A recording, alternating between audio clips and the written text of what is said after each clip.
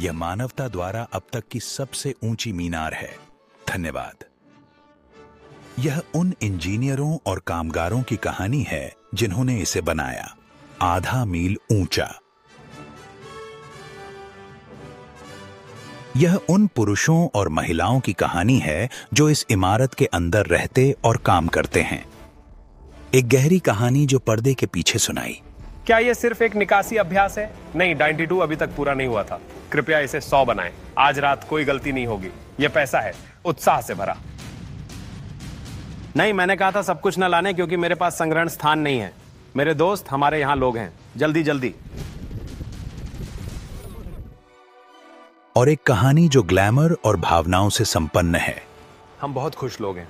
एक रेस्तरां खोलना प्यार में पड़ने जैसा है। हाँ, इस बुर्ज खलीफा को देखो। वे इस पर बहुत बहुत गर्व करते हैं। यह बुर्ज खलीफा की एक बहुत ही विशिष्ट और विशेष कहानी है। पृथ्वी पर सबसे ऊंचा भवन है, दुनिया का पहला सच्चा ऊर्ध्वाधर शहर। संयुक्त अरब अमीरात में दुबई का शहर सदियों से यह एक छोटा व्यापारिक बंदरगाह रहा है और अरब सागर के किनारे मोती मछली पकड़ने वाला नगर। लेकिन पिछले कुछ दशकों में क्षेत्र के तेल भंडारों द्वारा उत्पन्न धन और दुबई को एक महत्वपूर्ण शहर बनाने के लिए इसके नेताओं के संकल्प ने एक शानदार उछाल पैदा किया है। 2003 में लगभग 200 गगनचुंबी इमारतें पूरी या निर्माणाधीन थीं। अब दुबई के शासक महामहिम शेख मोहम्मद बिन राशिद अल मखतूम ने सरल आदेश दिया है, दुनिया की सबसे ऊंची मीनार।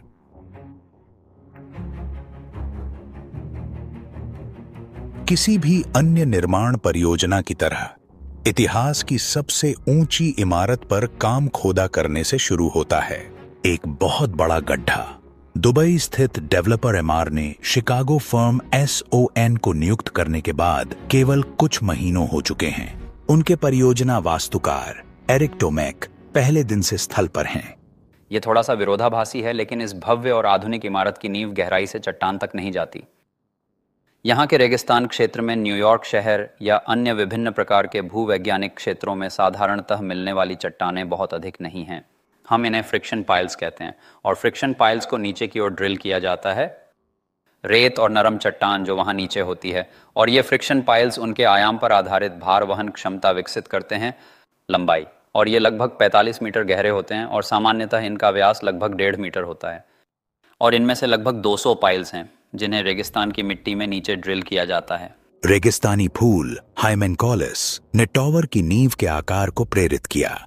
इस आकार से सैकड़ों मीटर तक आकाश में निर्माण करना आसान होता है। वे पहले ही टीम का निर्माण मुख्य वास्तुकार जॉर्ज इव्स्थाथियो के तहत कर रहे हैं और ग्राहक ने साहसिक निर्णय लिया। उस समय टॉवर के लिए संक्षेप यह था कि एक 550 मीटर का टॉवर डिजाइन किया जाए जो उस समय के विश्व रिकॉर्ड धारक ताइपे 101 से थोड़ा अधिक ऊंचा होता।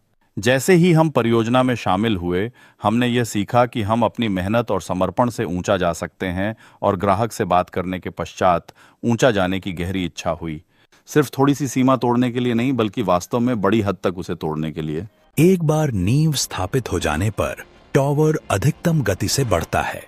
साइट 24 घंटे 7 दिन गूंज रही है।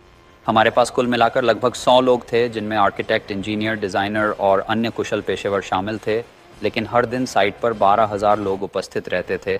हर 3 दिनों में नया मंजिल बनता है, लेकिन जितना ऊंचा जाते हैं उतनी समस्याएं बढ़ती हैं। सबसे बड़ी रेगिस्तानी हवा है। पूर्ण शीर्ष तक एक ही आयाम वाला टॉवर बनाने में सक्षम नहीं हो सकते हैं, क्योंकि इस प्रकार के निर्माण से संरचना पर अत्यधिक और बुरी हवा के प्रतिकूल प्रभाव पड़ते हैं।